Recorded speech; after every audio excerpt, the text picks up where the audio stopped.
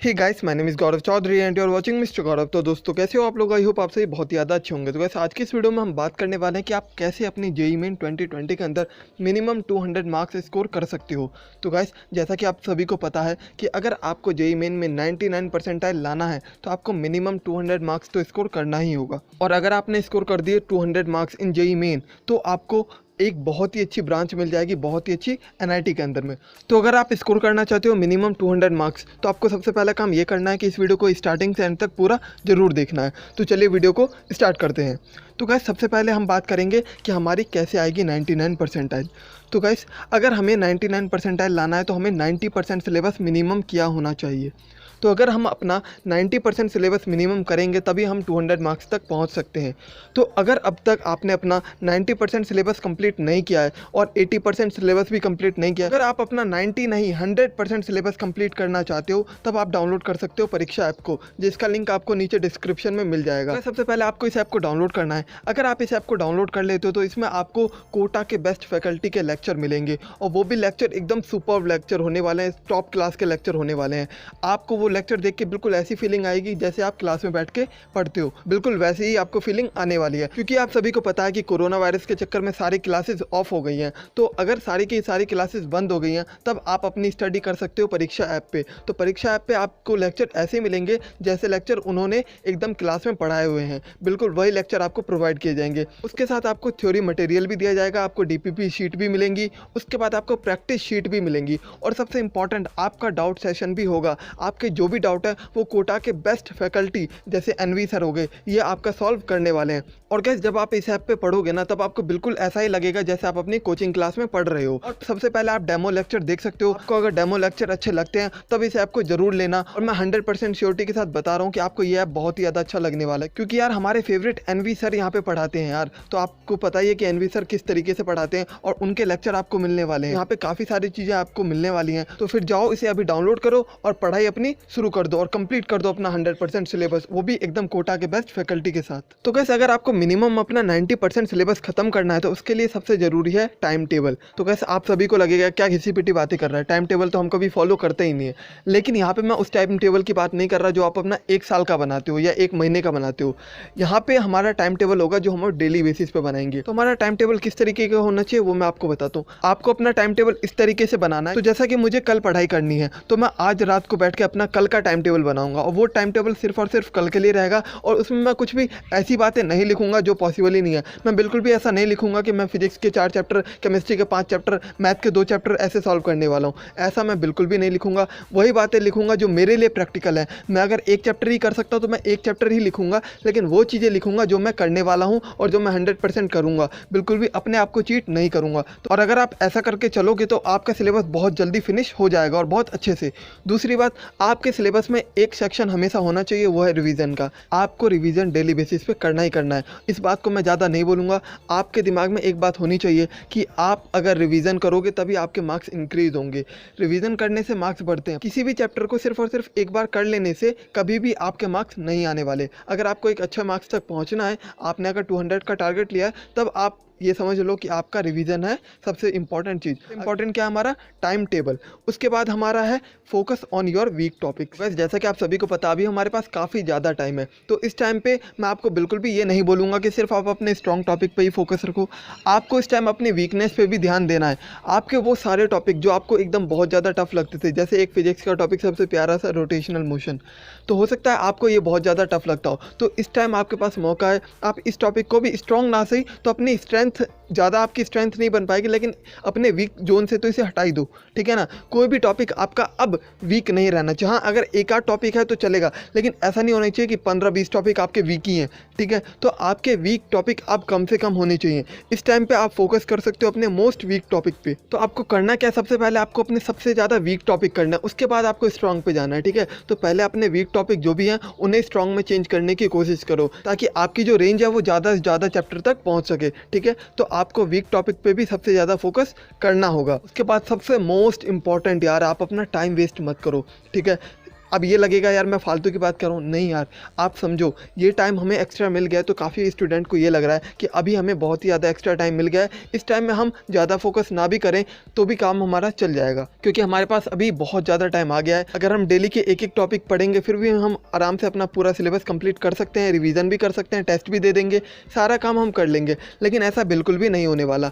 आप सभी को मैं बता देता हूँ, अगर आपने ये सोच के रखा हुआ है कि आप डेली के एक आध टॉपिक करने वाले हो और बस वैसे ही चलते रहोगे, ठीक है, तो आप बहुत ही ज़्यादा पीछे हो जाओगे। इवन आपकी जो जेईई मेन की जनवरी वाली परसेंटाइल थी, हो सकता है आप उस परसेंटाइल से भी कम पे पहुंच जाओ, क्योंकि आप नहीं पढ़ रहे हो। लेकिन अभी काफ़ी सारे स्टूडेंट ऐसे हैं जिनकी जेईई मेन जनवरी में परसेंटाइल कम थी, 80 से भी नीचे थी, वो अब इतनी तेज़ी से पढ़ रहे हैं और इतने अच्छे से पढ़ रहे हैं कि वो 90 भी क्रॉस कर सकते हैं। ठीक है, तो आप ये समझ के चलो कि आपने एक टारगेट लिया है 200 का, तो आप 200 वाली ही पढ़ाई करोगे। ऐसा नहीं टारगेट है 200 का, पढ़ाई कर रहे हैं 100 वाली भी नहीं, ठीक है ना। तो जैसा टारगेट है उसी तरीके से पढ़ाई हमारी होनी चाहिए। अगर टारगेट 200 का है तो पढ़ाई भी 200 वाली ही करो, पढ़ाई 210 वाली करो, लेकिन आपको अपनी पढ़ाई पे थोड़ा जोर देना पड़ेगा, ठीक है। ऐसा टाइम वेस्ट करने से बिल्कुल भी नहीं चलेगा। अगर आप ये सोच रहे हो कि मेरे पास अभी ज़्यादा टाइम है, मुझे और भी टाइम मिल गया है, तो आपको ही नहीं मिला है ये टाइम सभी को मिला है। तो हो सकता है कि आप इस टाइम को वेस्ट कर रहे हो, लेकिन बाकी बच्चे इस टाइम में पढ़ रहे हैं। तो जो बच्चे इस टाइम में पढ़ रहे हैं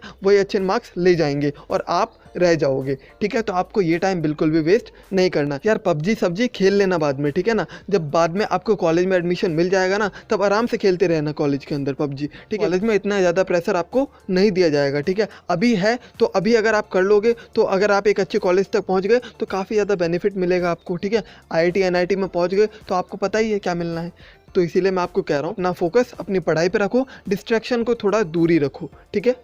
नेक्स्ट है यार हमारा प्रीवियस ईयर क्वेश्चन। तो सबसे इंपॉर्टेंट चीज़ बच्चे इस टाइम पे क्या कर रहे हैं, सिर्फ और सिर्फ वो प्रीवियस ईयर क्वेश्चन कर रहे हैं। उन्हें लग रहा है कि अब हम सिर्फ प्रीवियस ईयर क्वेश्चन करेंगे तो वही हमारे लिए बहुत अच्छा होगा। देखो मैं ये बिल्कुल भी नहीं कह रहा कि प्रीवियस ईयर क्वेश्चन इंपॉर्टेंट नहीं होते। प्रीवियस ईयर क्वेश्चन बहुत ही ज़्यादा इंपॉर्टेंट है और इनसे इंपॉर्टेंट तो कुछ हो ही नहीं सकता। लेकिन आपको इसके साथ अपनी NCERT भी लेके चलनी है। अब बोलोगे यार NCERT तो बोर्ड्स के लिए है, नहीं, आपकी NCERT आपके जेईई मेन में भी बहुत बड़ा रोल प्ले करती है। आपको अगर जेईई मेन में बहुत अच्छा स्कोर करना है तो आपको अपना NCERT बहुत अच्छे से करना जरूरी है। NTA ने NCERT का वेटेज काफ़ी ज़्यादा बढ़ा दिया है। आपको मैं बता दूं 2019 के अंदर 2020 में जनवरी वाले पेपर में काफ़ी सारे क्वेश्चन NCERT से आए हैं, ठीक है, खासकर केमिस्ट्री के अंदर, ठीक है। और जहाँ तक बात करें हम फिजिक्स के अंदर, तो वहाँ पे भी कुछ ना कुछ क्वेश्चन एक बार ऐसा निकल ही जाता है जो आपका NCERT से डायरेक्ट आया हुआ हो। इसलिए मैं आपको कह रहा हूँ कि आपको प्रीवियस ईयर क्वेश्चन तो करने ही करने हो, इसे तो छोड़ सकते ही नहीं है, लेकिन आप साथ में अपनी NCERT पे भी फोकस रखो। इन दोनों के बाद आप जो भी क्वेश्चन पेपर सॉल्व करना चाहो वो कर सकते हो, ठीक है ना। आपकी DPP शीट हो गई या कुछ भी आपकी जो असाइनमेंट वगैरह मिलते हैं कोचिंग से, तो वो सब आप सॉल्व कर सकते हो। लेकिन सबसे इंपॉर्टेंट ये दो चीज़ें हैं, आपका NCERT plus previous year question, ये दोनों चीज़ें आपको बहुत अच्छे से करनी है और इन दोनों पे आपको 100% टाइम लिमिट के अंदर करना पड़ेगा, ठीक है। ऐसा नहीं कि प्रीवियस ईयर क्वेश्चन करने के लिए बैठे तो कर रहे हैं करते जा रहे हैं, ठीक है। तो ऐसा नहीं है, एक टाइम बाउंडेशन लगा के इतनी देर ही करेंगे, लेकिन करेंगे जरूर। केमिस्ट्री के NCERT के ऊपर आपको मिनिमम 1 घंटा देना है। अब वो चाहे आप ऑर्गेनिक पढ़ो या इनऑर्गेनिक, वो आप पे डिपेंड करता है, लेकिन 1 घंटा आप NCERT को जरूर देना। अपनी केमिस्ट्री को तो 100% आप 1 घंटा दोगे तो कसम खाओ कि आप NCERT के लिए 1 घंटा जरूर निकालोगे डेली, ठीक है।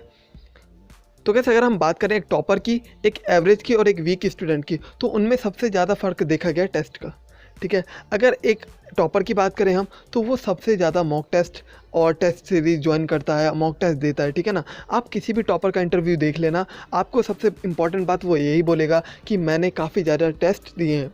तो टेस्ट देने का मतलब क्या, उसने काफ़ी ज़्यादा प्रैक्टिस की है। तो उसने जैसे पेपर देने की प्रैक्टिस किया, उससे उसे काफ़ी सारी चीज़ें पता चलती हैं। टेस्ट देने से उसे ये पता चल जाता है कि उसके कौन से टॉपिक काफ़ी ज़्यादा वीक हैं, कौन से टॉपिक काफ़ी ज़्यादा स्ट्रॉन्ग है और कौन से टॉपिक ऐसे हैं जिसमें वो सिली मिस्टेक कर रहा है। तो अगर आपको भी ये सारी बातें जाननी है तो आपको क्या करना पड़ेगा, टेस्ट देने पड़ेंगे। आप अगर काफ़ी ज़्यादा टेस्ट दोगे, मॉक टेस्ट दोगे, ठीक है, टेस्ट सीरीज दोगे, तो उससे आपका सबसे ज़्यादा बेनिफिट यही होगा, आपको पता चल जाएगा कि आपके स्ट्रॉन्ग टॉपिक कौन से हैं, आपके वीक टॉपिक कौन से हैं, आपके ऐसे टॉपिक कौन से हैं जहाँ पे आप सिली मिस्टेक कर सकते हो और आपके ऐसे टॉपिक कौन से हैं जहाँ पे आप 1% का भी मिस्टेक नहीं करने वाले हो। तो अगर आपको ये सारी बातें जाननी है कि आपकी कौन सी टॉपिक वीक है, स्ट्रॉन्ग है, तब आपको मॉक टेस्ट देना बहुत ही ज़्यादा ज़रूरी हो जाता है। तो मॉक टेस्ट का बहुत ही बड़ा रोल है हमारी प्रिपरेशन के अंदर। साथ में एक बात और, अगर आप मॉक टेस्ट दोगे तो आप एक टाइम लिमिट के साथ देना। यार काफ़ी सारे स्टूडेंट का एक क्वेरी रहती है कि यार जब मैं पेपर देने के लिए बैठता हूँ तो पता नहीं लगता कि 3 घंटे इतनी जल्दी कहाँ चले गए।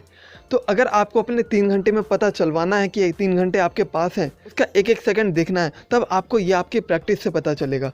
ठीक है, तो आपको करना कि अगर आप ज़्यादा से ज़्यादा मॉक टेस्ट दोगे तब आपको पता लग जाएगा कि आपके 3 घंटे कहाँ हैं, कैसे जल्दी से बीत जाते हैं। स्टूडेंट करते क्या हैं, वो वैसे तो टेस्ट वगैरह देते नहीं हैं, लेकिन जब देते हैं तब उन्हें ये लगता है यार 3 घंटे तो बड़ी जल्दी बीत गए, इससे अच्छा तो हम कुछ पढ़ लेते, हम ज़्यादा क्वेश्चन भी नहीं कर पाए 3 घंटे के अंदर। तो कैसे ऐसा काफ़ी सारे स्टूडेंट के दिमाग में आता है, वो सोचते हैं कि यार 3 घंटे तो अगर हम टेस्ट देने बैठते हैं तो इतनी जल्दी बीत जाते हैं, तो इससे अच्छा हम टेस्ट ना देके उस 3 घंटे में अगर हम कुछ पढ़ लेंगे तो वहाँ पे हमारा ज़्यादा बेनिफिट होगा। यही सबसे बड़ी मिस्टेक होती है किसी भी स्टूडेंट की। वो ये सोचता है कि अगर मैं 3 घंटे टेस्ट देने के लिए बैठूंगा तो मेरा वो 3 घंटा वेस्ट हो जाएगा, कि अगर मैं उस 3 घंटे में कुछ पढ़ लूँ, एक नया चैप्टर पढ़ लूँ, तो वो मेरे लिए एक एडवांटेज रहेगा कि मैंने किसी बच्चे ने उसका टेस्ट दिया और मैंने एक नया चैप्टर पढ़ लिया तो मेरे को ज़्यादा आ गया। तो ऐसा बिल्कुल भी नहीं होता, आपको ज़्यादा नहीं आया बल्कि आप उससे पीछे रह गए।